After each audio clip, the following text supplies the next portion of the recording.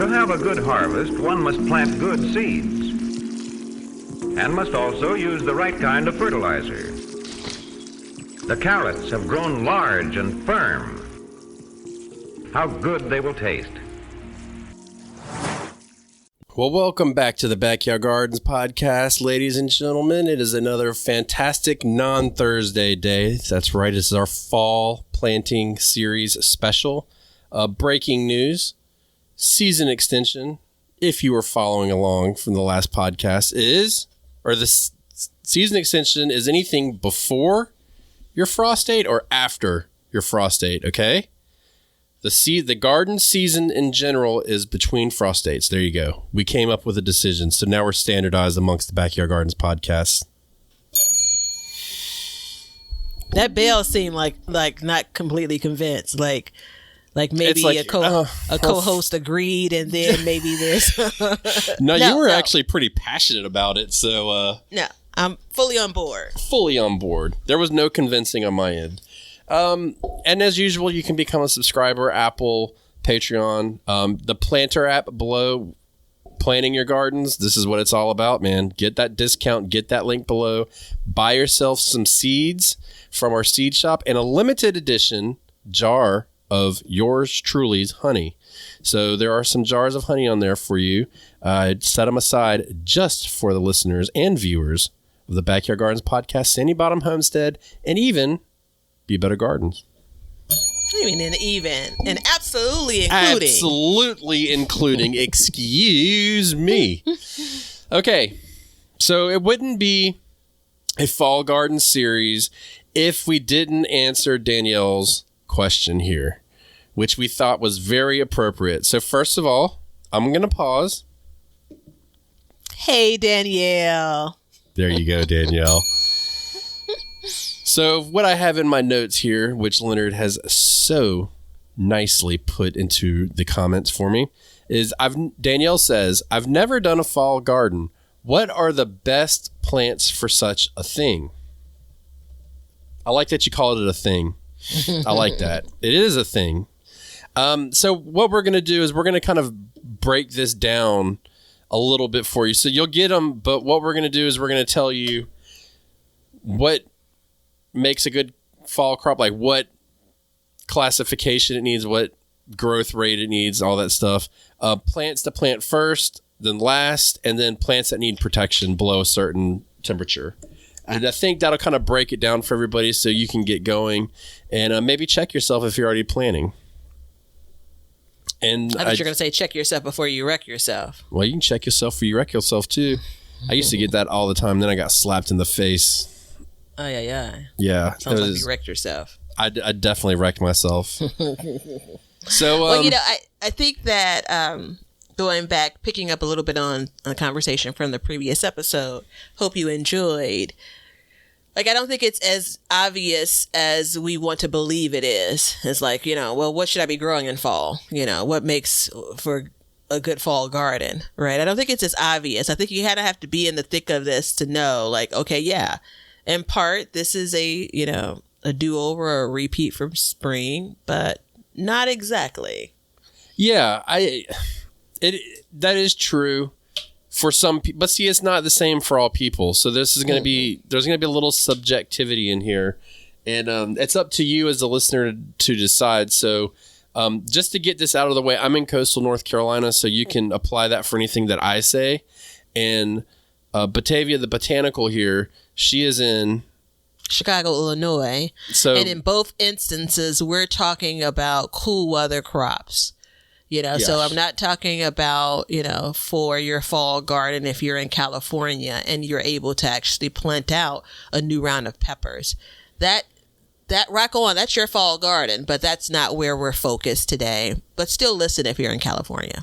There's some good stuff here. Leonard just sent this link over to me about frost tolerances for fall vegetables. And I can tell you that this is not accurate, at least for me in my area. It's very, what is the word you want when it's not aggressive enough? I don't know. But that's the place you're in, right? Like the level of boundaries you're pushing as of late.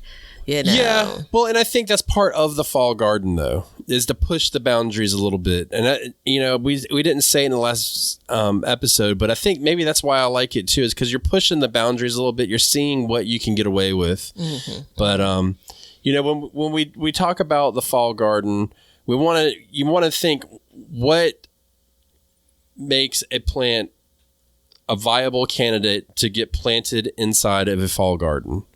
Or, excuse me, outside. I don't want anybody confused that we're doing an inside garden. So outside in a garden, what makes it a viable candidate? It's going to be something that thrives, not just survives, but thrives in cooler temps. Right. And cooler temps, let's not trip, doesn't mean freezing.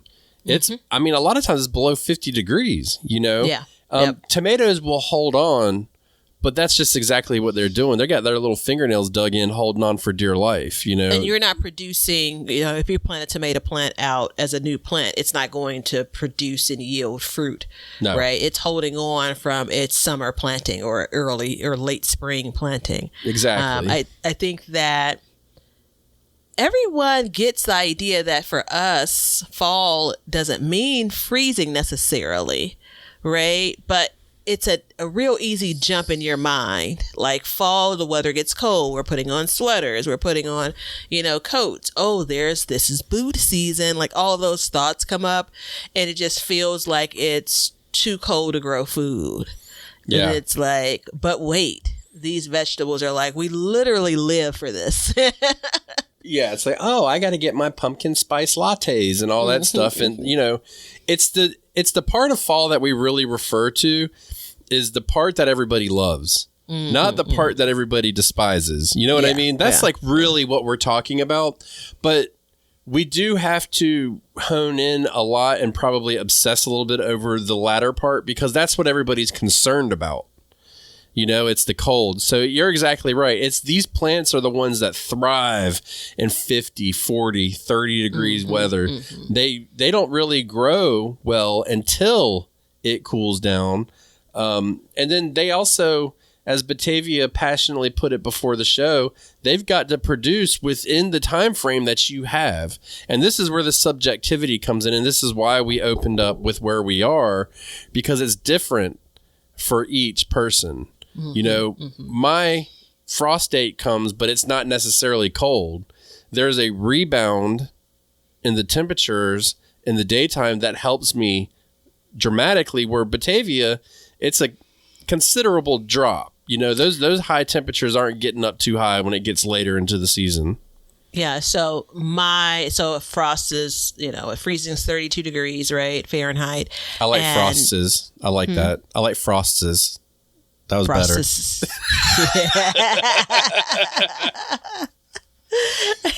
And so for me, compared to you, which, I love these exercises, I stay closer to that temperature for longer.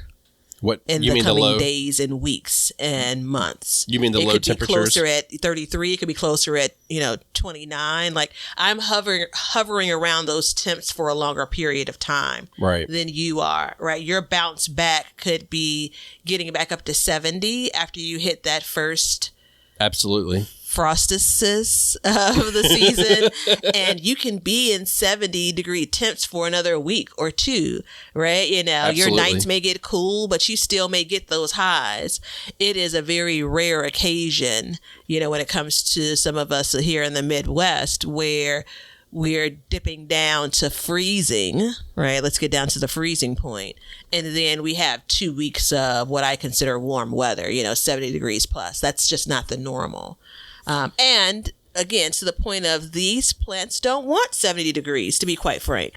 No. That's not something that they're looking and excited about. These, well, listen, we're going to get there. We're going to actually name vegetables. We're just not going to talk about plants and crops. You're not going to use these cold words, right? Yeah. So Danielle, don't worry. So for me, it's my last frost date, I believe is like November 11th, something like that.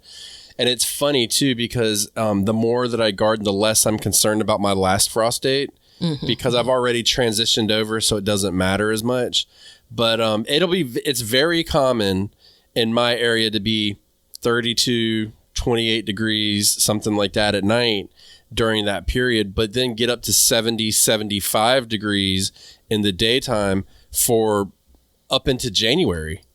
That's very possible to happen. So if you think about it in that way, there's two totally different ways. So what can produce in time before the real hard freezes come is dramatically different between the two of us. So that's what makes a crop a good candidate to go into your garden. So the next part of this is, what are the crops that you should be planting first? So what are they? This is what we would refer to this as are when the seedlings would be a little bit more heat tolerant, but then they will also be able to produce in time. They'll be take longer to do so. So we'll run through the list. First in, last out, almost. Versus saying first in, first out. I think things that produce ahead, if it's your desire for it to produce ahead. Yeah. Things beyond radishes that produce a root. Well, we've got to run through the actual crops. We can't give classifications.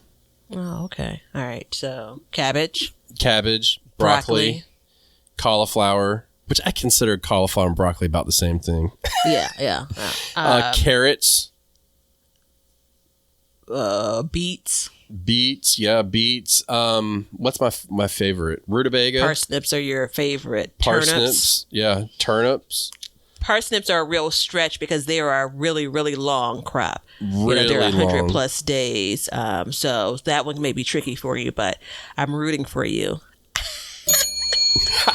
The best I ever had on a parsnip harvest was the year I planted. It was 100 degrees outside, and I went out and planted my seeds.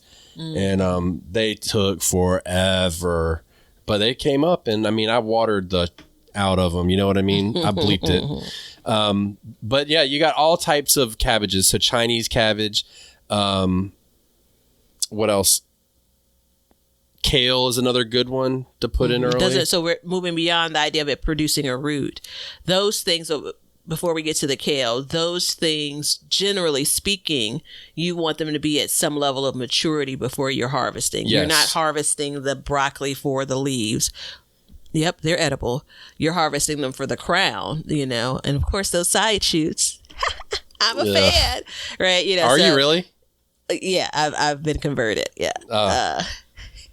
Well, that's the excuse that you make when you plant your broccoli so late, where basically your main head bolts, but you still have a chance to get one or two side shoots. Like that's, you convert. Brussels sprouts. You look at those veggies, and those are the veggies that, you're not harvesting carrot tops. No. They actually make a tasty pesto if you get them young. But that's you're not harvesting the carrot tops.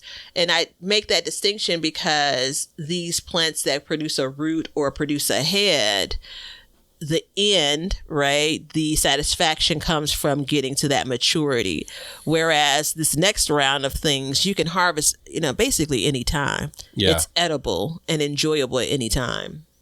Right. Kale. Spinach. Yeah. I don't know if is that one of the first for you?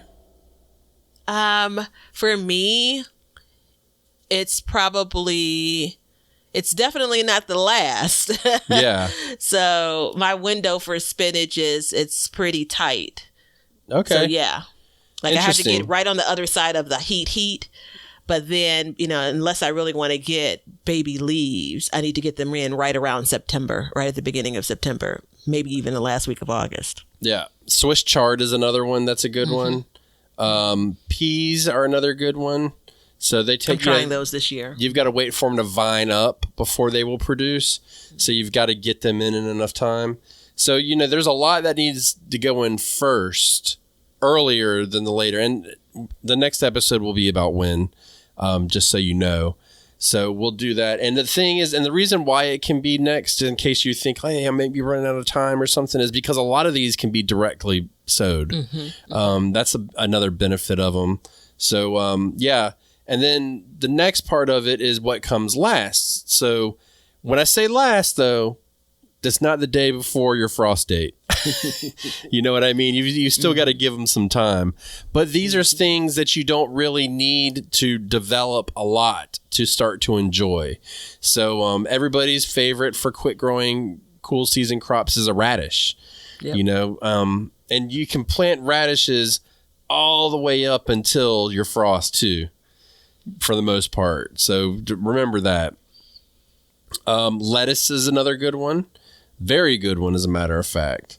What else? I'm going to put spinach on this list too for some of you all. Yeah. Maybe not necessarily me, but I think spinach is a good one. I think that you have like arugula. We never talk about arugula on the show. That's because that stuff's nasty.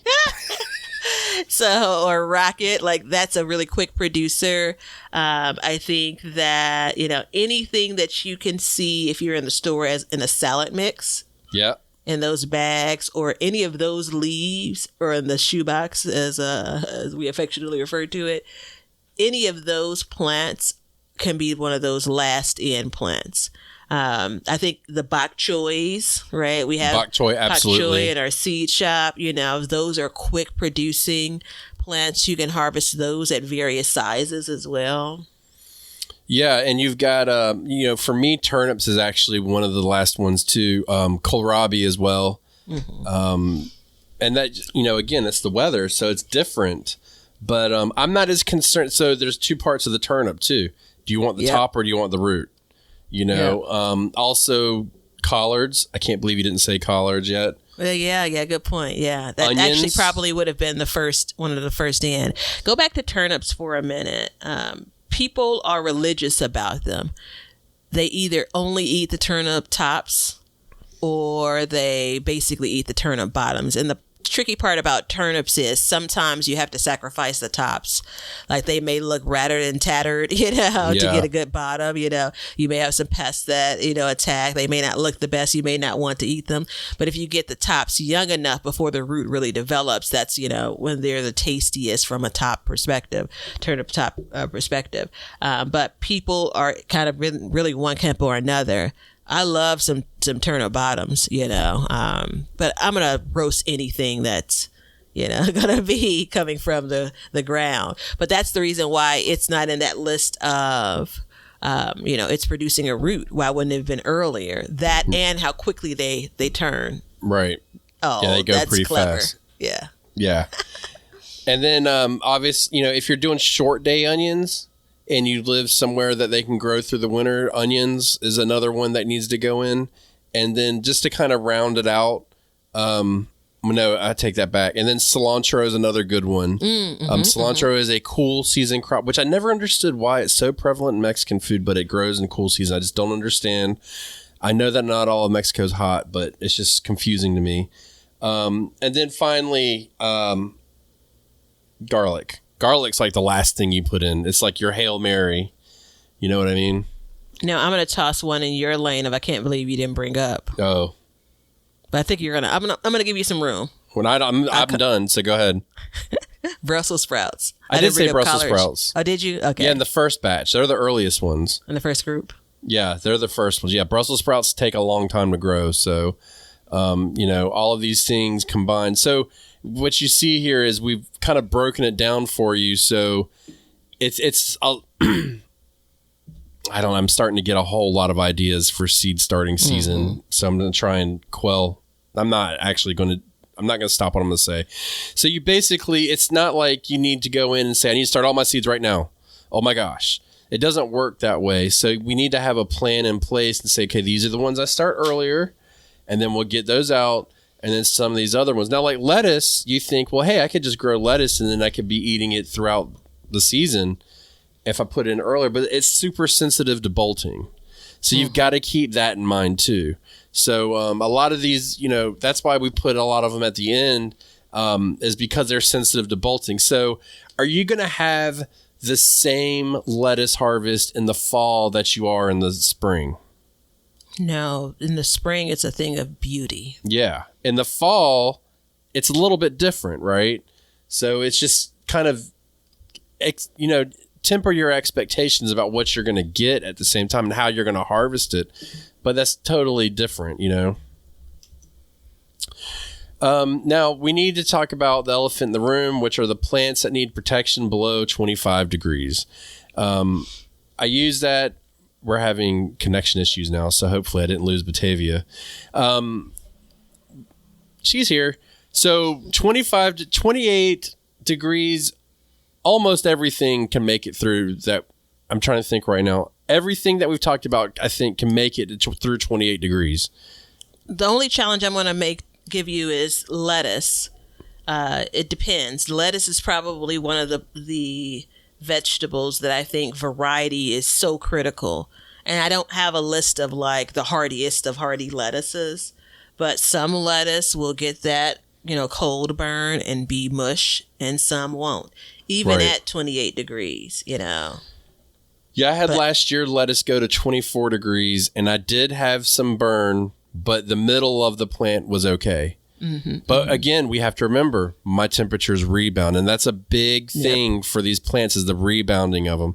How long do they stay in that because there's freeze that's happening there, right? Yeah, the cells are freezing in it because the cells of them. What do we love about lettuce? You bite into it and the water goes in your mouth. Mm-hmm. There's water inside of the lettuce that's actually freezing.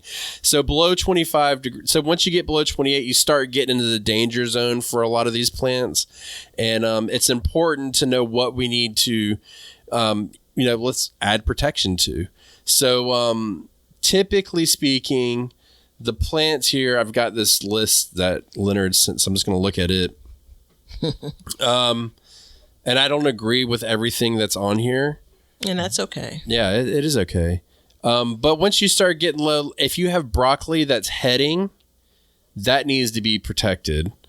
Cabbage, I find to be just okay, don't you? Yeah, I find it to be just okay. I just, the struggle I have with this and the list is the concept of what's being maintained in the garden versus what's still growing. And that ties very much back to the example we've been using, your weather versus mine. Yeah. Right? So protection at below 25 degrees is one thing. But if I get 25 degrees and I'm adding some protection, that protection is going to be on and need to be on for a whole nother week. Yeah. Like we're not getting to the point where that these plants are going to continue to grow. Right. That's what's critical. That's, I think, a little bit different than your experience. Yeah. For me, if I put protection on, they will continue to grow. Mm-hmm. For the most part, if it gets the right amount of sun, which is a totally different subject. But stuff that will need protection. So lettuce needs protection. Heading broccoli needs protection. Non-heading broccoli is okay, but by the time you get to these temperatures, you should be heading. So we'll call broccoli. Really good distinction there too. Yeah. Radishes, not necessarily, but I like to grow them next to my lettuce. So they automatically get covered. Mm-hmm. So, I look at it that way. Cauliflower, same thing. Swiss chard. What do you think about Swiss chard? It's a little bit sensitive. It all depends on the maturity level. Yeah, if it's nice and established, I think it can pull through. Yeah, it's got a more thicker leaf than a lettuce. Yeah, the maturity level in this instance, again, using the same word to describe two different things, is how established the plant is, to your point of if it's established. If this is a new seedling, yeah, it's you're shaking the dice if you don't cover it. Carrots, when you start getting low, they need to be a little bit of protection too. The carrot tops. We're again still below 25 degrees, right? Yeah, below 25 degrees. I think carrots are that one's hard for me too, because even the tops, when they get wimpy, the actual root itself is still intact. But you are right, the idea of a frozen carrot isn't as tasty as, well, you've got to have the greens to produce the root, so it could still be producing as well. That's the thing about the root crops is you don't really know. Yeah, and I keep on going back to the idea of, in my garden, I'm storing these vegetables at this point versus growing them. So I want to try to balance that a bit better. Spinach, it's really hardy, but if you cover it, it'll grow. Yeah. So it's not that it's going to die off necessarily, but if you cover it, it will grow because it's so hardy.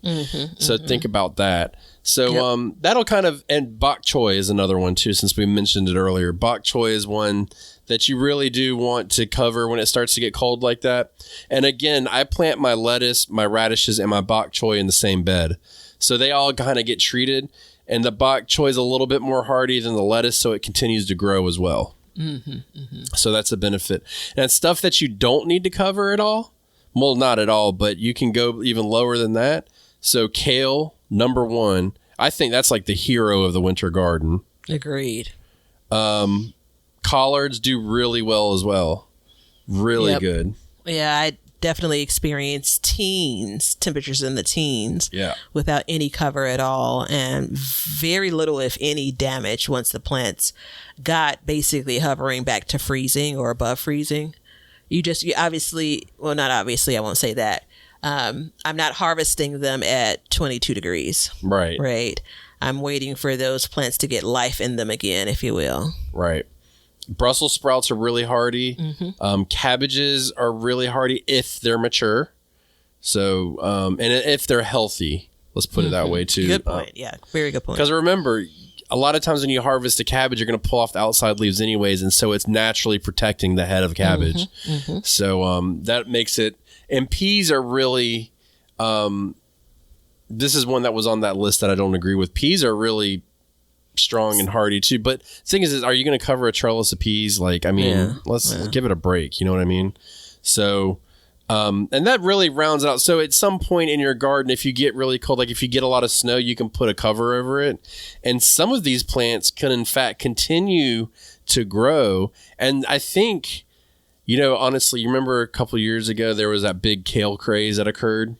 Do you think maybe it was because it was like pushed upon us because it was so hardy and it could grow all winter that they could keep a profit coming in for that? Do you think maybe?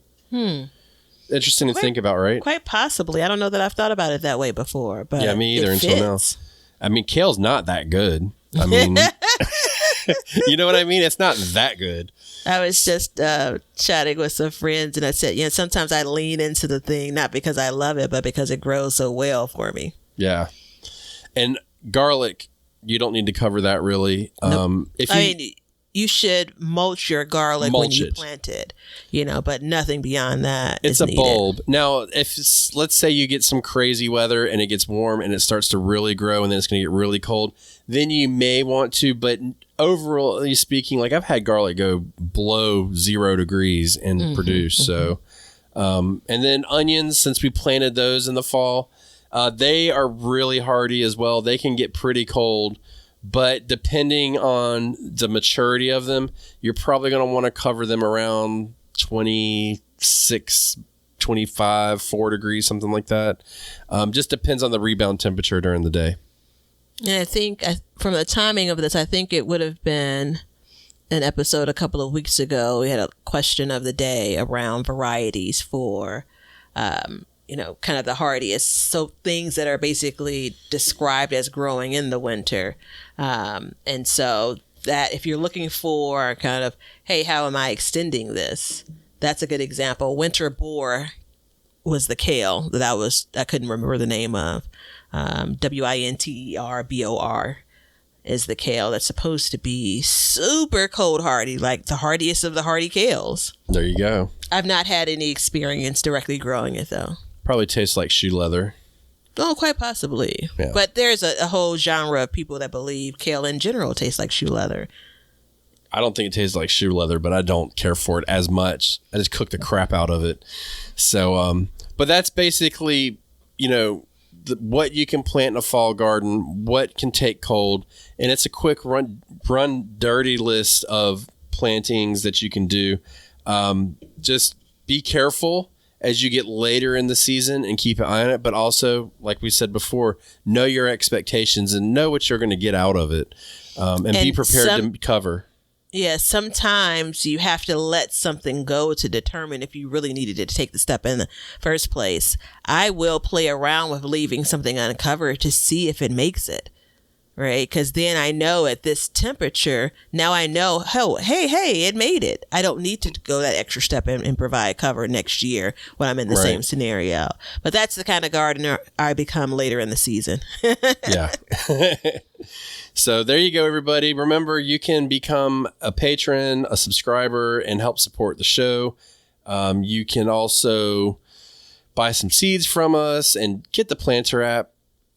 Get your discount, get your seeds, get your jar of honey, whatever you need. And remember, through fall, we will continue to learn to grow and grow for change. See ya. Now you know why people feel like celebrating at harvest time. All over the world, people have feasting and good times when the crops have been gathered in. Well, we hope you enjoyed the show, and thank you so much for listening. If you'd like to support the show, you can do so by checking out our seed shop below. We have all kinds of seeds available for you, and we're going to be adding new seeds shortly, so check that out. Get yourself some seeds. It's free shipping, over $35 orders. So go ahead, get a full garden. What are you waiting for? Order your seeds and stock up. Or you can become a subscriber. You can either be an Apple subscriber or a patron, and that will help support the show. You'll get one free episode every month, an extra episode, that is. So we definitely would love to see you over there and become part of our crew. Join the Backyard Gardens community garden in Facebook. That's free. Go ahead, join that, and join the community where all the listeners get together and they can help each other out with their trials and tribulations and just show off their gardens. There's not a better way to do it. And if you're curious about what's going on in our gardens, you can check out our individual YouTube channels. So I'm at Sandy Bottom Homestead, and Batavia is at Be Better Garden. You can check that out and see how each of us are growing and what we talk about on those, because a lot of times we will coincide with the podcast and help add information in that maybe we didn't get out in the show or we feel that's pertinent at a certain time of year. So check that out and enjoy seeing our gardens and what we do in them. And we have an Amazon store which has all the products that we use and recommend in our gardens, and it helps support our show. And we also add to this list periodically, so be sure to check it out periodically to see if there's anything that you need for your garden. Everything that you do, including a like and a subscribe and even a review, will help us learn to grow and grow for change. See ya.